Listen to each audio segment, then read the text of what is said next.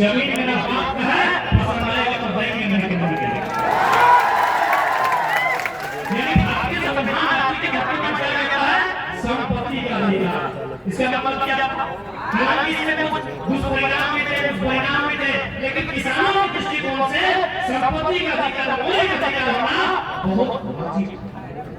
लेकिन चूंकि कॉर्पोरेट बाबा कहते हैं कि कॉर्पोरेट लोग सांसद बनाते हैं, चंदा देते हैं करोड़ों करोड़ों का, तो हमारी कैसे सुनेंगे? उन्होंने 31 को विरोध किया और आज संपत्ति का अधिकार आपका मौलिक अधिकार नहीं है। यानी इस देश में यदि कोई भिखमंगा होगा तो ये भारत सरकार की रिस्पांसिबिलिटी नहीं है। इस देश में कोई बेघर होगा तो ये सर्वोच्च न्यायालय की रिस्पांसिबिलिटी नहीं है। लेकिन यदि मौलिक अधिकार में संपत्ति का हत्या होगा तो देश के प्रधानमंत्री का उत्तरदायित्व होगा कि भिखमंगा लोग कैसे। सुप्रीम कोर्ट का जजमेंट होना पड़ेगा कि इसे छत नहीं है, ये बेघर नहीं है, क्योंकि संपत्ति का अधिकार मौलिक है। इसलिए आज जितने भी लोग हैं मैं उनसे यही कहूंगा, और साथ ही साथ चूंकि मैं लोकतंत्र का चौथा स्तंभ यहाँ है और ये जनता का देश है, ये गणतंत्र है, ये लोकतंत्र है, मैं मीडिया के माध्यम से देश के हुक्मरान, राज्य के हुक्मरान को संदेश दूंगा कि आप फैक्ट्री लगाइए या डैम बनाइए या सड़क का निर्माण कीजिए, एक विस्थापन नीति बनाइए, विस्थापन नीति बनाइए। और जिसका भी 10 एकड़ जमीन लेता है, किसी ने कोई मना किया है, हमको पैसा नहीं चाहिए, बदले में कहीं जमीन दीजिए, नहीं चाहिए। विस्थापन नीति बनाइए, हमको जमीन बदले जमीन दीजिए।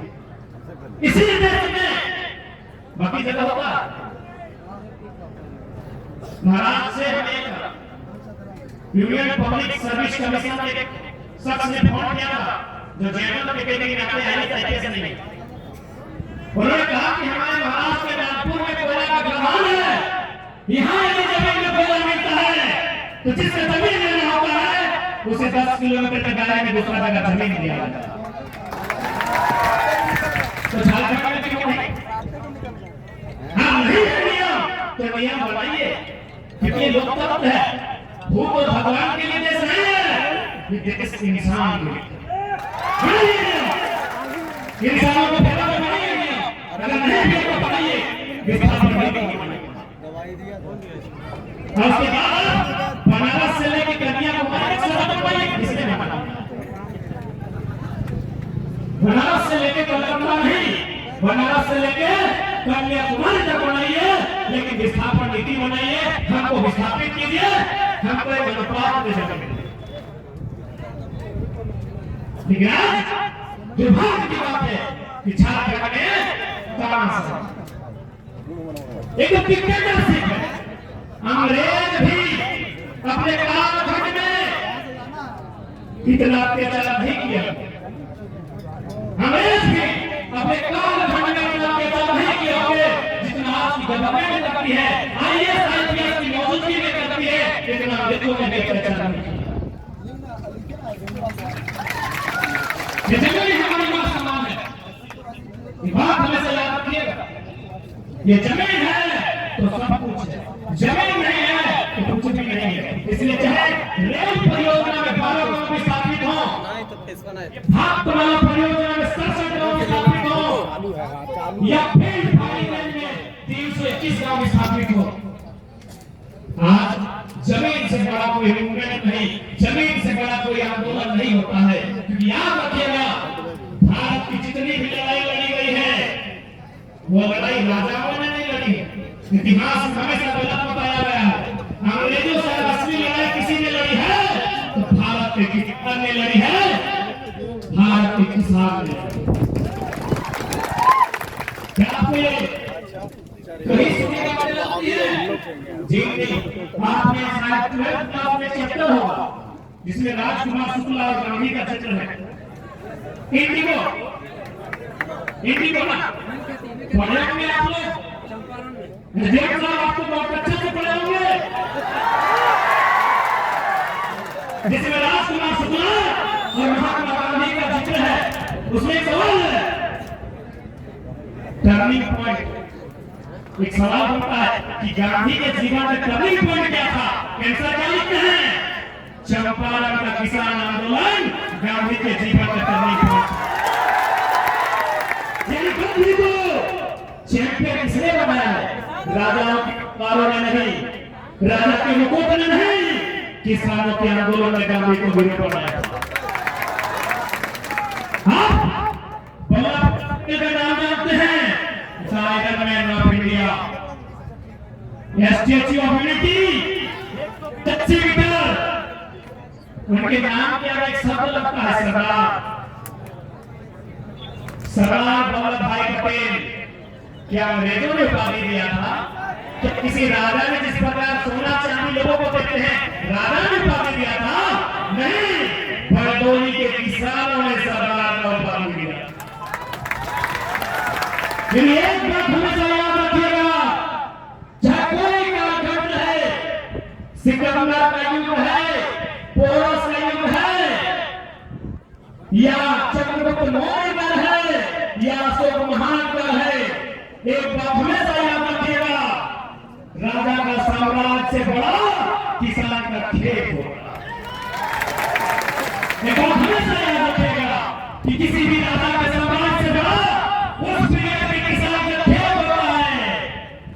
इसलिए इस बात का याद रखिएगा, और राजा की तलवार से महत्वपूर्ण किसान का हल होता है, इस बात को याद रखिएगा। ये लड़ाई है, तो हमें मुझे पता माइनसिंग यह लड़ाई है कि अंग्रेज सुना होगा बाकी गिलास से जानी गिलास है, बड़ा का कमान चल लो सुना ना, घोड़ा आया हुआ है कि गांव हम निकलो के मार हमें पीट रहा चाकू के जग बेटी छोड़ के पसंद आ रहा है, घोड़ा लेके ले जा रहा है, इतना बेईमान इतना शैतान नहीं सुना ना, ये नहीं वो सब बेईमान वो से शैतान। हम बार-बार कहिए कि मैया मटिया में करे वो चुने है, तो मैया सोके मैया है, दूसरे जब ना है तो फिर ना है अपने घर से बोल लगा ले मैया मटिया में यदि एक चुने। अब जब के सेब वाले के संतरा लगता है तो एक को चुनना है, कुछ भी ना, तो मैया मटिया में वाला एक चुनना हो तो की चुनना चाहिए? मैया में और मटिया में अगर एक चुनना हो तो की चुनना चाहिए? माटी चुनना चाहिए, क्योंकि मैया की संसार प्रतिष्ठा चीजें करतो पकड़ के न्याय ले सकता है। राजे बाबा मैया के कोरे में पकड़ के रखा हुआ कि मैया मत सो नहीं, मैया के टाइम में तो दबवा झड़ तो चुलिया रखो मसवा हवा से लग तो और मैया चली गई। ये दुनिया का नियम लगा यानी मटिया, लेकिन ये मटिया आज तुम्हें चाहिए तो और पुतैया घटो तो और नतीब पुतैया घटो आने को आने वाला पीढ़ी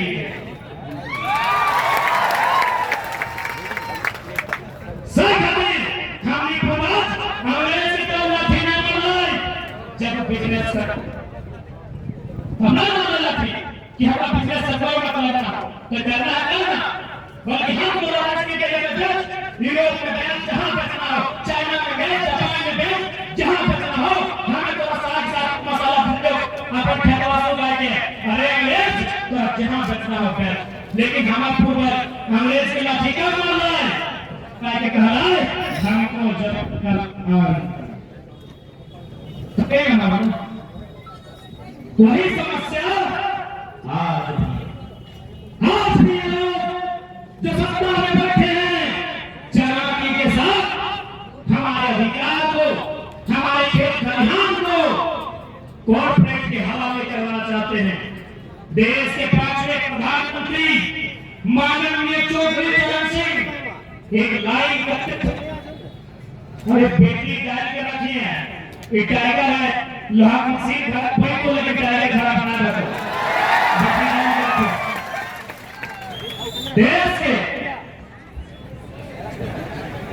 के 5वें प्रधानमंत्री माननीय चौधरी चरण सिंह कहते थे कि आओ किसानों एक नजर रखो खेत खलिहान पे, और दूसरी नजर रखो लाल किला के मचान पे। थाना प्रभारी साहब चौधरी चरण सिंह का ये बयान सुने कि नहीं?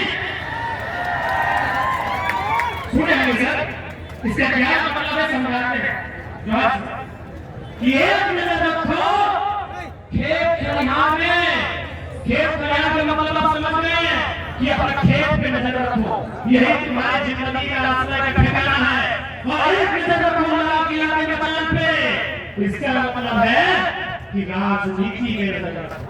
नहीं तो कोई कॉर्पोरेट का दलाल अगर राज्य का मुख्यमंत्री देश का प्रधानमंत्री बन गया, तुम्हारी जमीन को कोड़ी के भाव बेच दे, उसकी तो हमारा किसान आंदोलन, उसी को हमारा किसान आंदोलन, उसी को नाम है किसान आंदोलन। कब हुआ? 14 के करेंगे और बिना शर्त पे भारत में कानून टीवी के लिए बनता है। मेरे साथियों, एसडीएम साहब, हम लोग बच्चे हैं, बताइए टीवी के लिए बनता है ना? भारत में कानून टीवी के लिए बनता है जब भारत में शब्द चलता है, मानसून शब्द, शीतकालीन शब्द, बजट शब्द। लेकिन कृषि कानून जून के महीने में आया था। भारतीय संविधान आर्टिकल 123 जो राष्ट्रपति का विशेष अध्यादेश होता है। अब सवाल बनता है कि आर्टिकल 123 का कब प्रयोग होता है? जब कोई बाहरी देश आक्रमण करता है, जब देश में कोई आपदा आती है, जब देश में कोई अराजकता होता है, जब देश में कोई समस्या होती है, बहुत बड़ी समस्या होती है, तब राष्ट्रपति 123 का हवाला करते हैं, अध्यादेश लाते हैं और कानून बनाते हैं, बकायदा संसद की मौजूद। लेकिन जून के महीने में उस समय कोरोना था, तो भैया कभी अध्यादेश लाना ही था तो मेडिकल वाले भी आते, कोरोना था तो मेडिकल वाले भी आते, किसान को लेकर कहाँ आ गए? यदि कोरोना है किसान आंदोलन नहीं करेगा। इसके बाद भी यदि किसान का बेटा लोग नहीं समझता है तो इसी प्रकार 321 गाँव, 12 गाँव, 67 गाँव गुजरता रहेगा। ए बिना मोदी चिल्लाते हैं।